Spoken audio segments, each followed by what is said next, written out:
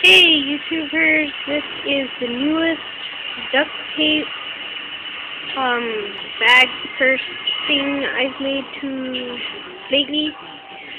It's made out of the can and some clear and stickers in between so that they don't fall off. So here's the bad manicure. And this is braided. You can see that. Sticker. Heat frog. Sticker.